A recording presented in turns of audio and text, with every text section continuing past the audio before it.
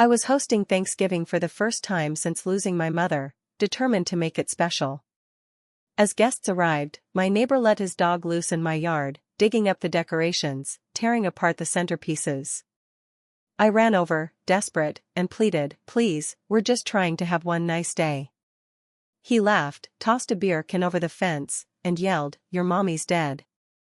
Get over it." I shut the party down early, watching through tears as he hosted his own gathering across the street, blasting music and mocking our grief. I'll never forget the last Thanksgiving I had with my mom. She was thin, pale, and wore a scarf over her head because the chemo had taken all her hair. But she still made the turkey. Still arranged the centerpiece. Still smiled through it, even when she had to sit down every 10 minutes from the pain. That was last year. This year, she was gone. I felt like a piece of me had been ripped out and tossed somewhere I couldn't reach. Still, I decided to host Thanksgiving. I had to. It felt like something she'd want me to do. She always believed in family, in tradition, in showing up even when it hurt. I live in Warwick, Rhode Island. Not the fanciest part, but it's a quiet street. Or it used to be. Mike moved in across the street in March. Loud, drunk, disrespectful. Always shirtless, no matter the weather. Always letting his dog roam. One of those guys who thinks property lines are suggestions and volume limits are an insult. I tried to be civil. Said hi a few times, waved. He never really said much back, just stared with this smug, half-drunk grin. Fine. I didn't need a friend. I just needed peace. I started planning Thanksgiving in early November.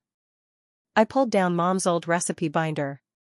I ordered centerpieces online that looked like the ones she used to put out, those plastic cornucopias filled with fake fruit and leaves. I got a couple of straw bales and gourds for the front porch. It wasn't perfect, but it felt like her. By the time Thanksgiving morning rolled around, I'd been up for hours already. Turkey was in the oven. Potatoes boiling. My sister and her wife were driving in from Boston. Uncle Greg and my cousins from Portland, Maine. I was trying so hard to hold it together. Just wanted the day to feel normal. Or at least not miserable. At around noon, I stepped out to light some of the little walkway lanterns.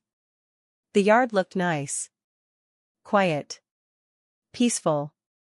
I smiled for the first time in weeks. Then I heard the growling.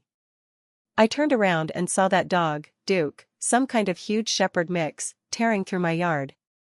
He'd already trampled 2 centerpieces, dug up one of the straw bales, and was chewing on a gourd like it owed him money. I screamed. Ran toward him. My sister's wife tried to stop him, but the dog snarled at her and lunged. She stumbled back. The turkey was on the porch table. I'd just taken it out of the oven to rest. The dog jumped up, knocked the whole thing over. The pan clattered to the wood. Turkey face down, juices everywhere. It was ruined. I sprinted across the street. Mike was standing in his yard with a group of his friends. He had a beer in one hand and a cigar in the other. No shirt. Music blaring. Something about whiskey and trucks and ex-girlfriends. I shouted, "Can you get your dog?" He destroyed my decorations, ruined our food. This is my first Thanksgiving without my mom, we're just trying to have one nice day. He didn't even blink. He smirked, took a long sip of beer, and said, "Your mommy's dead. Get over it." Then he tossed the beer can over the fence. Into my yard. His friends laughed. I just stood there. I could feel my face burn. My stomach twisted. I wanted to scream, to hit something, to cry. Instead, I turned around. Walked back. Told everyone we were ending early. My uncle tried to help clean up. My sister's wife just kept saying, "I can't believe this." My cousins looked stunned. I watched them drive away around 3 p.m. That's when Mike's party really kicked up. More people arrived. Music got louder. They were dancing in the driveway, yelling, laughing. I swear I heard someone yell, "Happy Dead Mommy Day," followed by roaring laughter. That night, I sat in the dark, alone, with what was left of the turkey in the trash. My eyes burned from crying. But my brain was cold. Focused. He didn't just ruin my Thanksgiving. He laughed at my grief. He made my family feel small. Powerless. So I started planning. I didn't know exactly how I'd do it yet. But I knew one thing for sure, I was going to ruin him. Slowly. Quietly. And he'd never see it coming. Over the next few days, I didn't say a word to Mike. I acted like nothing had happened. He didn't either. He just went back to being loud and drunk, blasting music at all hours, letting his dog crap on my lawn without a second thought. But I wasn't idle. I started watching him. Every day after work, I'd sit at my front window with the lights off and take notes. Who came and went? When the dog was loose. How many beers he drank before getting in his truck. I kept a little notebook by the window and wrote it all down. Turns out, Mike had a routine. He worked construction, at least part-time. His boss would pick him up around 6:45 a.m. most days. He'd come home by 3 or 4, toss back a six-pack by dinner. Sometimes more. Then he'd take the truck and disappear for a few hours. Usually came back stumbling around midnight. The first thing I did was start calling animal control. Every time Duke was off leash, every time he barked past 10 p.m., every time he crapped on my yard, I made a report. I logged the dates, times, and snapped photos from my phone. I knew it wouldn't be instant, but I wanted a paper trail. Then I filed a noise complaint. Then another. And another. I didn't use my name. I did it anonymously online through the city website. Most people don't realize how easy it is to get someone fined if they're dumb enough to be loud in a quiet neighborhood. Next, I reached out to a friend who works at the DMV. She owed me a favor. I told her Mike was driving drunk almost every night. She couldn't do much officially, but she tipped off a state trooper she knew. He lived not far from our street and agreed to keep an eye out. Then I got the idea that really started to pull everything together. Mike had a backyard shed, beat up, with a lock so old it barely held. One night I saw him leave the door wide open while he was messing with his tools. I waited until he was passed out in front of the TV with the front door wide open and music still blasting. I slipped into his yard around 1:30 a.m. I took photos of the weed plants. 6 of them, in full grow lights, lined up on a folding table. I got close-up shots, even got the serial number on one of the industrial lights. Then I made an anonymous tip to the Warwick PD. I said I'd overheard someone at a bar bragging about growing in the shed, gave Mike's address, and left it at that. A week later, he got a visit. I watched from behind my curtain as 2 cruisers pulled up. Cops walked through his yard with flashlights. They knocked, talked to him on the porch. He was shirtless again, waving his arms, yelling. The cops looked. Took pictures. One of them left with a sample. They didn't arrest him, but I saw them write something down. The next day, the shed was locked with a new padlock. He started keeping the dog inside more. Probably worried they'd come back with a warrant. Then came the real fun. It was early December when I called the homeowners association. Mike had built this weird wooden deck extension on his driveway, completely unapproved. It looked awful. I told them anonymously. They came out, took pictures, sent him a violation notice. He flipped. Screamed at the mailman, accused a different neighbor of snitching. That neighbor called the cops on him for harassment. Strike 3. He was getting sloppy now. His buddies stopped coming around as often. He started drinking earlier in the day. His truck sat in the driveway more and more. Probably afraid to drive after dark. I wasn't done. That's when I started writing the letters. Printed, not handwritten. Carefully worded, polite but concerned. To whom it may concern, I am a concerned neighbor and have witnessed possible drug activity and animal neglect at the residence of. I sent copies to the town council, the mayor's office, the local news tip line. I even mailed one to the church up the road where I knew he used to drop off his niece for Sunday school.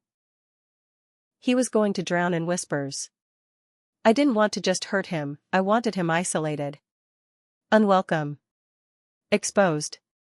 Every day I passed by his house and smiled to myself. I hadn't forgotten what he said about my mom. About getting over it. He was going to learn something real soon. Grief might fade, but revenge sticks around for the long haul. About a week before Christmas, the first real snow of the season hit Warwick. I was shoveling my driveway in the dark when I heard shouting. Mike was on his porch, barefoot, screaming into his phone. I couldn't hear every word, but I caught enough. Bullshit, I need that job. Then he chucked the phone into the snow. That's when I realized something had changed. I watched over the next few days. He didn't leave the house at all. The usual work truck never came to pick him up. The construction gear he used to haul around just sat there, frozen and forgotten. I went back through my notes and realized something. He hadn't been drinking outside lately either. The parties stopped. The dog barely barked. Something had knocked the wind out of him. Then, one afternoon, I saw two women pull up in a sedan. One was his sister, I'd seen her before at a few of his parties. The other was someone older, maybe his mother. They didn't knock. They walked straight in. 15 minutes later, they were dragging out black trash bags. Not trash, clothes. The sister was crying. The older woman was yelling. Mike followed them out, no shirt, just gym shorts and socks in the snow. He grabbed one of the bags and threw it across the yard. Then I heard it, "Don't come around the kids like this again, Mike. You're not right." They left him standing there in the snow.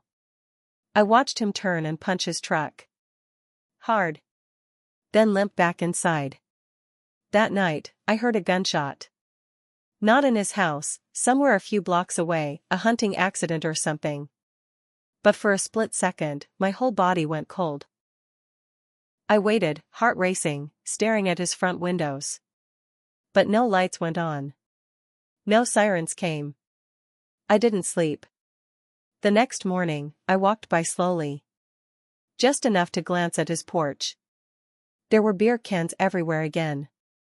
And a black eye. Something was unraveling. I should have felt good. But all I felt was hollow. He wasn't laughing anymore. He wasn't mocking my family. He looked like a shell. And part of me started to wonder, was it enough? That question stuck with me through Christmas. My family came back down, and we had a small dinner, just the five of us. I didn't say a word about what I'd done. But when my sister hugged me before she left, she said, "This one felt better. Like she was here." I held on to that. Then, in January, everything exploded. A city inspector showed up one morning. I knew the HOA complaints were stacking up, but I didn't think they'd come out that fast. The inspector left a notice taped to Mike's door. Unapproved structure, multiple violations, possible fines. 2 hours later, I looked outside and saw smoke.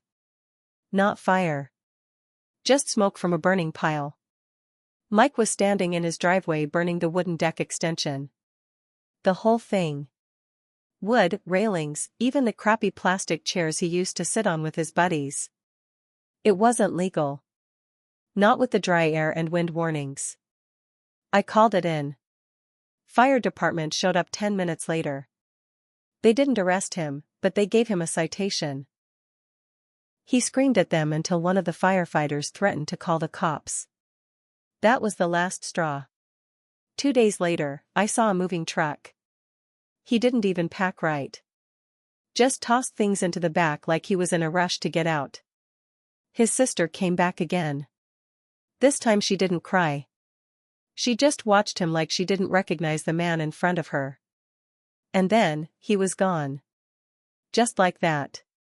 But the story doesn't end there. Because a few weeks after he left, I got a letter in my mailbox. No name. No return address. Just a plain white envelope with my address handwritten on the front. Inside was a photo. My mom. At our last Thanksgiving. Smiling, tired, holding the turkey she somehow managed to cook. I didn't even know this picture existed. It was printed, real film, not digital. And on the back, in shaky handwriting, were 5 words, "I see you." She does too. I stared at that photo for a long time. At first, I thought it was a threat. A warning. Maybe Mike left it behind. Maybe he had someone else watching me. But the handwriting didn't match anything I'd seen from him. It wasn't his tone. It wasn't cruel. It felt sad. Maybe even respectful. Still, it rattled me. I kept it on the kitchen counter for days, checking the curtains more than usual, locking the door twice at night. But nothing happened. Weeks passed. Snow melted. The neighborhood got quiet again. Peaceful. Like it had been before Mike moved in. I should have felt proud. Relieved. Instead, I started feeling something else. Guilt. Not for what I did. Mike deserved it. He mocked my grief, destroyed my home, and humiliated my family on a day that was already too hard. But what sat heavy in my chest was how much of myself I had let go to do it. I didn't just ruin him, I obsessed over it. I lied, manipulated, snuck around.